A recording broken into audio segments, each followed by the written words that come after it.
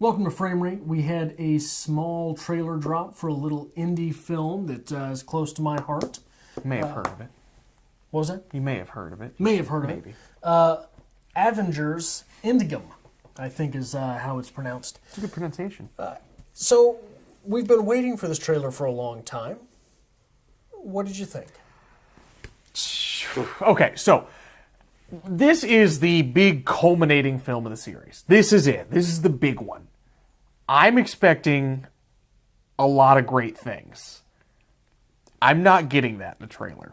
It leaves a little to be desired. It really does. Well, in fairness, I think you had to assume they weren't going to show us very much. Okay. But I think what we did get set a nice palette. You have Robert Downey Jr., who is at his best when he's working in deep emotional roles. Okay. Right? He is really able to sell that thing. We were really sort of treated with Robert Downey Jr. as Iron Man, as Tony Stark. Okay. Because that is his most fun to watch side. But Robert Downey Jr. at his best is a very emotionally driven actor. Okay. And we're going to get some of that here. And let me tell you, that beginning scene where he's, filming himself with the Iron Man helmet, he just looks sickly. Like, I honestly believe, I'm like, oh my God, Robert Downey Jr. is going to die. Yeah. So, the man's pulling it off, first and foremost. I'm feeling for him. And that really just sets the precedence. I'm like, okay, at that point, I'm in. I'm sold. This looks great. But it does raise two... Oh, I'm sorry. No. It looks great at that point. Yeah. And then we start going downhill. Okay. But that scene does set two questions. So, Iron Man was left at the end of the last Avengers movie on a planet with Nebula. Where is Nebula? Okay. Why? Interesting. Different part of the ship, or is Tony Stark alone there?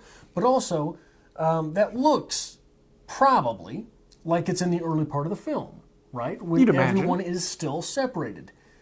Obviously, Tony Stark does not die there.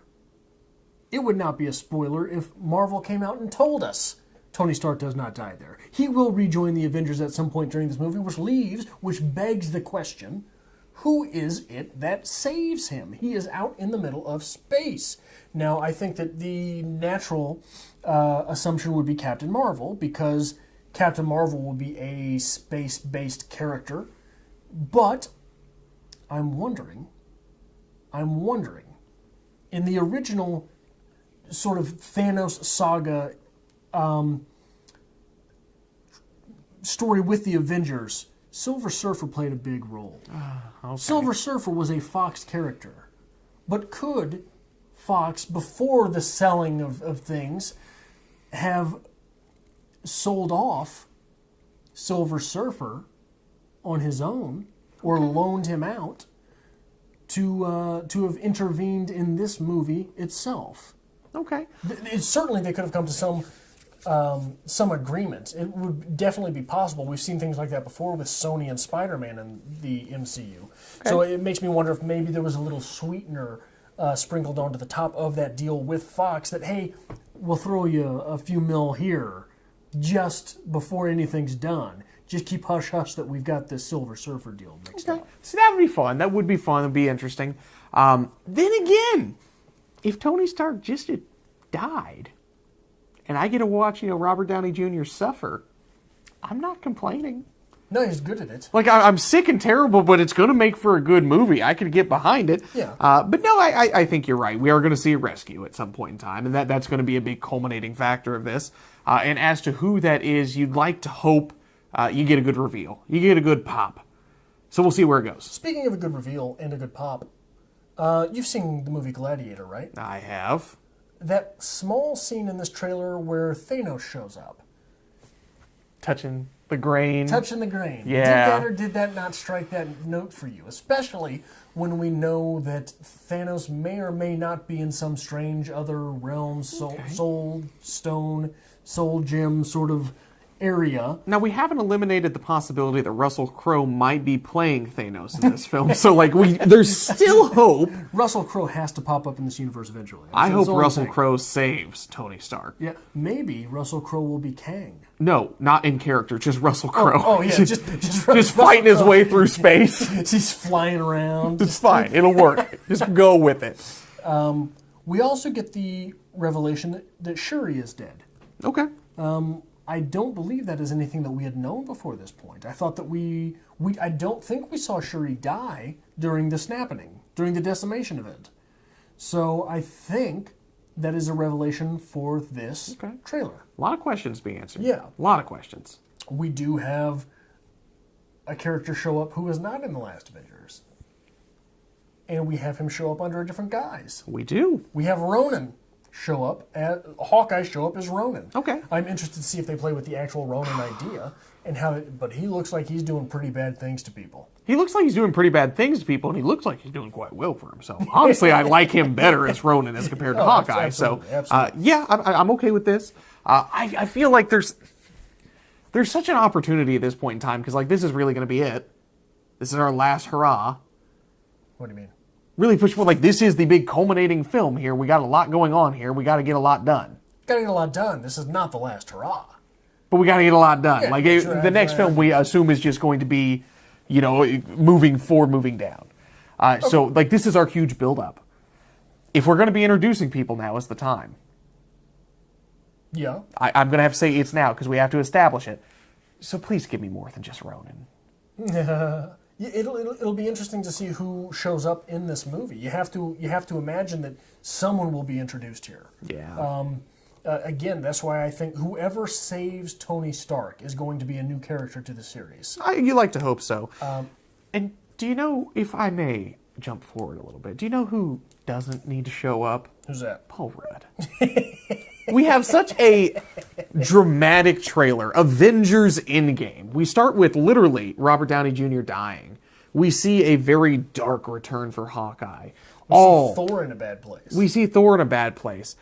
Captain America is even saying, this year we got to figure it out here because I don't know what to do next. Even the Mad Snapper himself is sort of in a reluctant state, it seems. And then Paul Rudd playing Paul Rudd shows up at the end. It's a weird pace change. I don't really care for it. The Ant-Man movies were okay. But that's Marvel, man. The Marvel Cinematic Universe has made its money doing that. Go back to the very first Iron Man movie. Okay. How many melancholy scenes were there in that movie? And then there's just Robert Downey Jr. stuffing down cheeseburgers. That's fair. Right? That's fair. So I am interested to see where... Here's one question I've got. Is Namor going to show up in this movie? It's possible. Like, if you've got one thing that's going to piss off Namor, it's going to be losing half of his people. Okay. Right? So I think that there's a possibility that Namor does end up showing up. I am interested to know why Cap is in his Winter Soldier gear. Okay. And Endgame is obviously a throwback to a couple lines that we've heard before, once in Age of Ultron and once in the last Avengers movie. So it will be interesting to see how they play that going forward. We've got the end game, we've got the culminating event. But how is the end game a fresh start? Okay. It's going to be a different film. It's going to be a very different, because at this point in time, we've lost half of our cast. We've lost half of the big players in this game, and now we're relying on who we have left. So you would like to hope we are going to be replacing some people. We're going to be seeing some fresh faces, which is always fun. But we're going to really hope that who we are left with can maintain this series. Well, and Spider-Man's coming back, because the very next movie... I think it's the very next movie after this in the Marvel Cinematic Universe is Spider-Man Far From Home. So that character has to return. So we're getting a reversal of the snapping somehow. Okay. So we've got to figure that out. The last big question that I have, this movie has been scheduled for May. Did you see what it said at the end of that trailer? It said April. It said April. So is this going to be very much like last year, where there was a Twitter exchange between Robert Downey Jr. and Marvel proper, and Robert Downey Jr. said, "Hey, you think we could get that this weekend?" Sure. It's got to be moving, unless that is an international trailer, and because a lot of Marvel movies open internationally before they open domestically. Okay.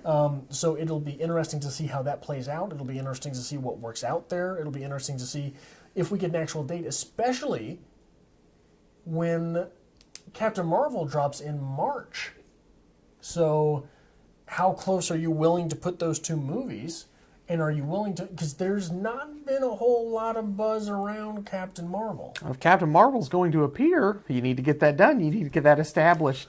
Well, but one of the things that you're worried about when dropping two movies so close to one another is one cutting off the legs from the other. Okay. So if you're going to release that film so close to... now we've got at least a month and a half there. So I don't think Captain Marvel's going to cut out the legs for Avengers Endgame. No, Avengers would be cutting out the legs of Captain That's Marvel. fair, because I don't think that's our risk.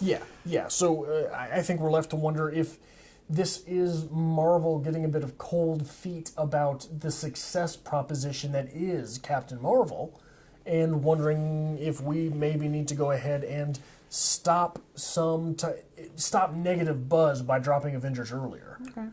You know, it's always a shame every time we see the trailer for a new superhero movie. I'm just like, I'm over it. I'm done. I'm over the superhero movies. I still get excited when I see this one. Really? Yeah, I mean, like, we're getting to that point now. And this is the Infinity Gauntlet series. Yeah. Like, this one's worth it. Okay. I'm about it. I'll go see it. So if this is your first time at this channel, maybe consider hitting the subscribe button, especially as we get into the new year. We are planning on dropping a lot of videos. We're going to drop at least once a week here on Frame Rate.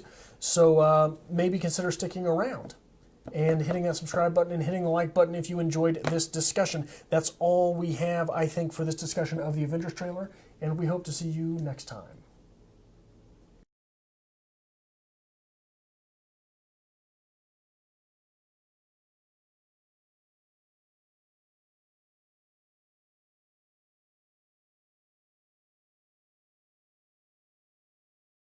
There's 3 Avengers movies, aren't there? This is the fourth. This is the 4th? Yeah. Is there a 5th? No, this will be the fourth. Oh, so this is the last one. Why? Why would the fourth one be the last one? Is it the last one? Why would it be the last one? I don't fucking know. I don't know what you're getting at. Do movies have to stop at 4? I don't know. What are you asking me? You see? Is there another scheduled Avengers movie after this? Surely there will be one. I thought they were wrapping this up and they were done with it, because I thought, like, Captain America was getting away from it, like this is his last film he's doing with him. Captain America does not constitute the Avengers. The Avengers constitute the Avengers. I assume this was the last one they're making, because after Infinity Gauntlet, Watch your ass. where are you going from there? Like, I think it's going to be King the Conqueror.